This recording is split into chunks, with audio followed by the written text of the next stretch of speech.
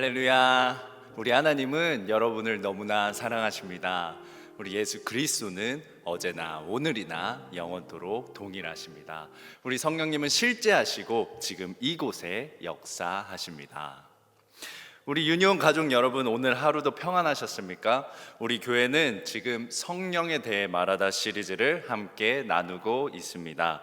첫 번째 시간에는 구약에서 말하는 성령님, 그리고 저번 주에는 요한이 말하는 성령님에 대해서 살펴보았는데요. 요한이 말하는 성령님 어떤 분이셨습니까? 우리를 고아와 같이 버려두지 않으시고 우리를 위해 변호하시고 대언하시는 성령님, 또 예수님의 가르침을 생각나게 하고 해석해 주시는 성령님, 그리고 마지막으로 예수님이 하나님의 아들이시라는 것을 증언하는 성령님이셨습니다. 오늘은 세 번째 시간, 바울이 말하는 성령님입니다. 신약 성경의 서신서들의 대부분을 작성한 바울이 말하는 성령님은 과연 어떤 분일까요? 바울은 여러분들이 잘 알다시피 구약에 대한 이해도가 굉장히 높았습니다.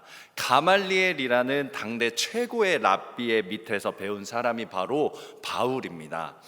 이러한 구약학자인 바울이 말하는 성령님 첫 번째는 바로 하나님과 새로운 언약을 맺게 하시는 성령님입니다.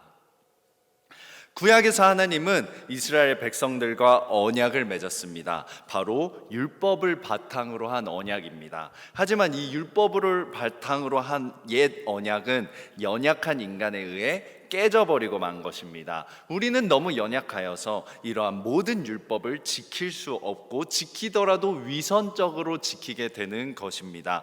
그렇게 옛 언약이 깨어져 버려서 어떻게 되었습니까? 하나님이 이대로 포기하고 우리가 죽도록 내버려 두셨습니까? 아닙니다. 그분은 다시 새로운 언약을 맺으러 오시는 것입니다. 그렇기 때문에 에스겔 36장 26절 29절에 하나님께서 이렇게 말씀하십니다. 또 새 영을 너희 속에 두고 새 마음을 너희에게 주되 너희 육신에서 굳은 마음을 제거하고 부드러운 마음을 줄 것이며 또 내 영을 너희 속에 두어 너희로 내 율례를 행하게 하리니 너희가 내 규례를 지켜 행할지라.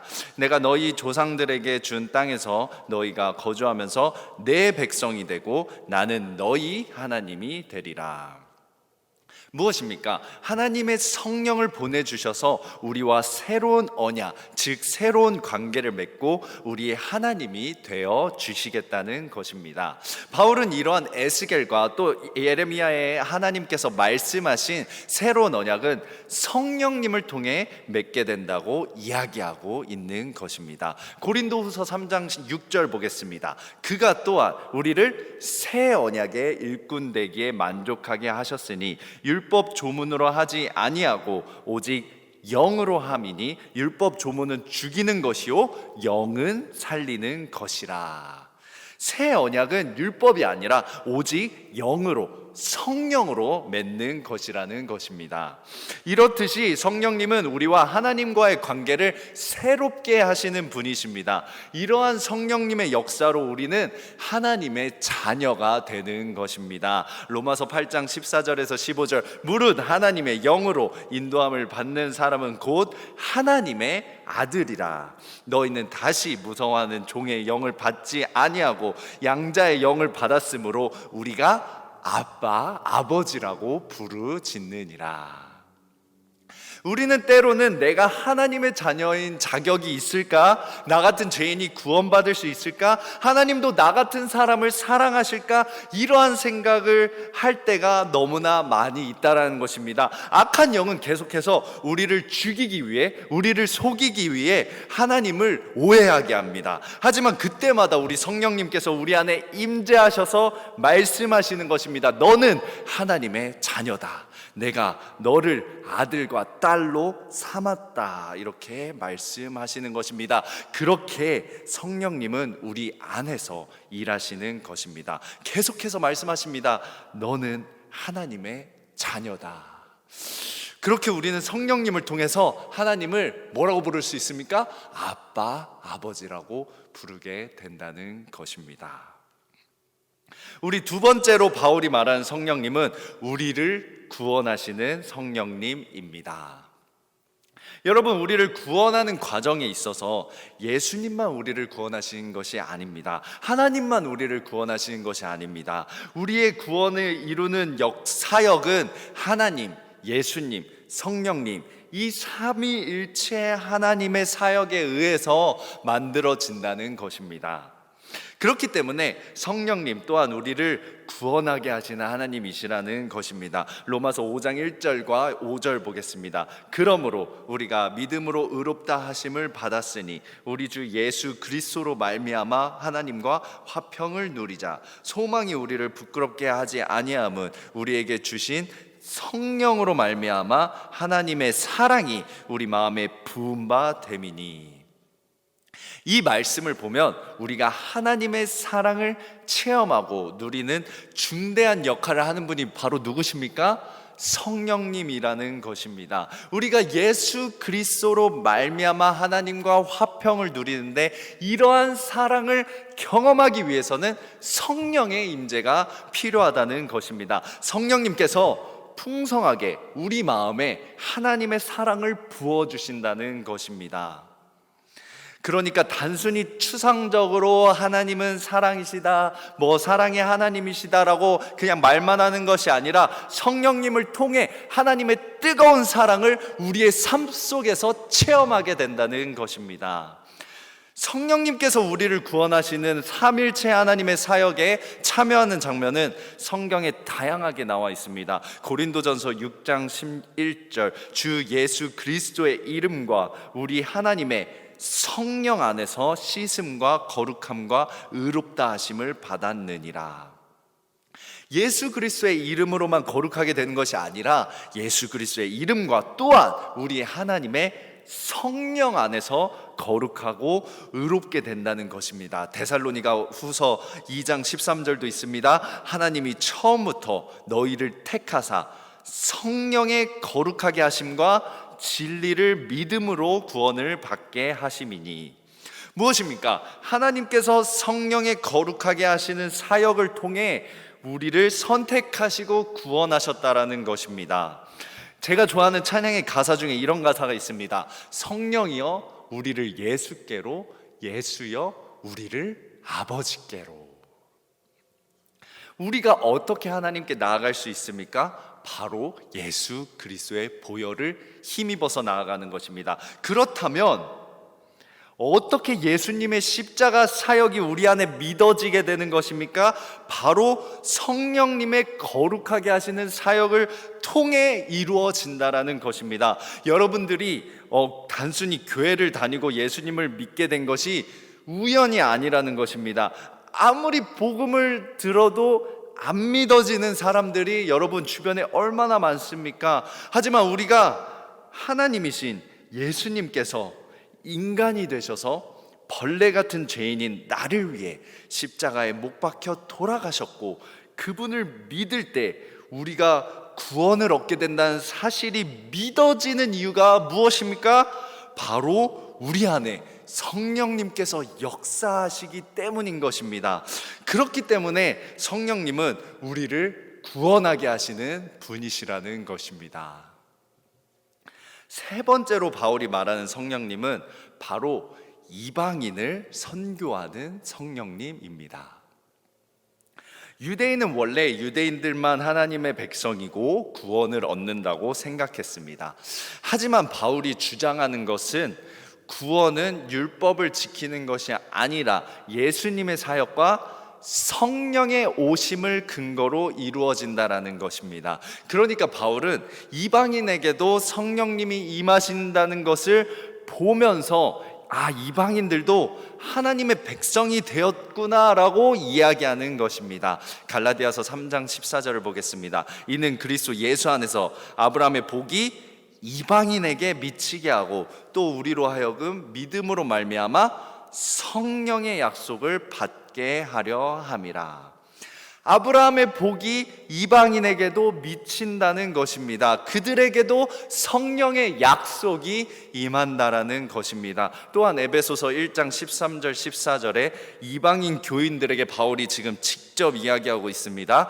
그 안에서 너희도 진리의 말씀 곧 너희의 구원의 복음을 듣고 그 안에서 또한 믿어 약속의 성령으로 인치심을 받았으니. 이방인도 성령으로 인치심을 통해서 구원을 얻게 된다는 것입니다. 그러니까 성령님의 구원하심은 유대인뿐만 아니라 이방인 전 세계 모든 사람들에게까지도 임하는 것입니다.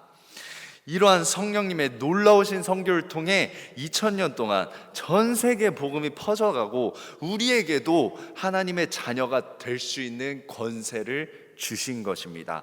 이러한 성령님의 역사가 계속해서 우리 교회 가운데 임하여서 선교의 사역이 일어나야 하는 것입니다. 여러분, 선교는 활동이 아니라 바로 정책성입니다.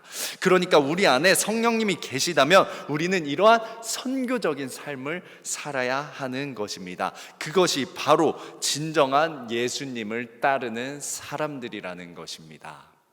이렇게 하나님과 새로운 언약을 맺게 하고 우리를 구원하게 하시며 우리를 선교적인 교회, 선교적인 그리스도인으로 이끌어 주시는 성령님을 체험하는 여러분 되시기를 주님의 이름으로 축원합니다.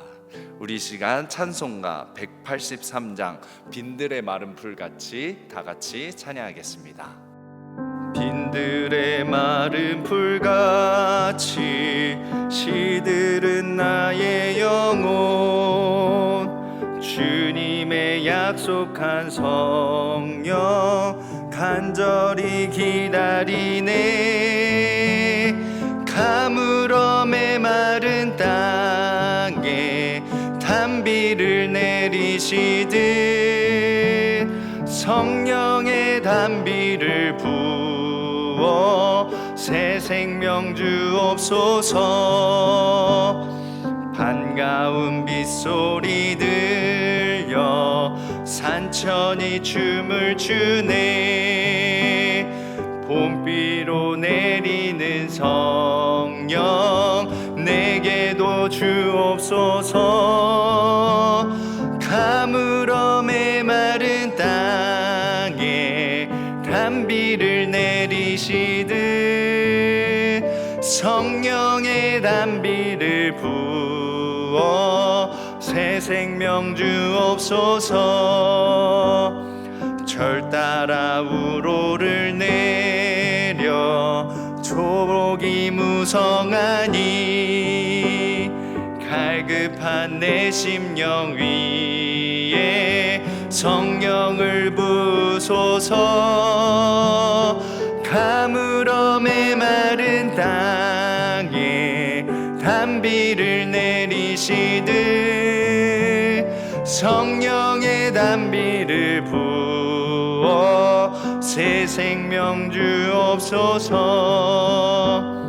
참되신 사랑의 언약 어길 수 있사오랴.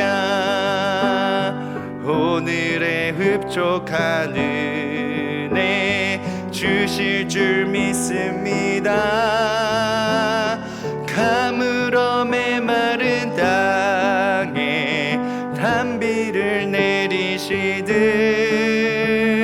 성령의 단비를 부어 새 생명 주옵소서.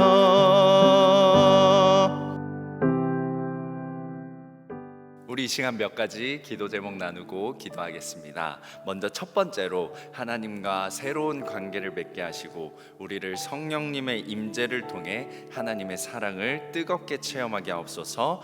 두 번째로는 선교하게 하신 성령님을 통해 선교적 정체성을 가지게 하소서. 세 번째로 우리 병상에 계시는 라테복 집사님 치유하시는 예수님의 손길을 통해 건강이 회복하시도록, 우리 마지막으로 우리 연구한 시걸 보내고 계신 담임 목사님 영육간의 강건함 허락해달라고 우리 이 시간 다 같이 기도하시면서 나아가겠습니다. 기도하겠습니다.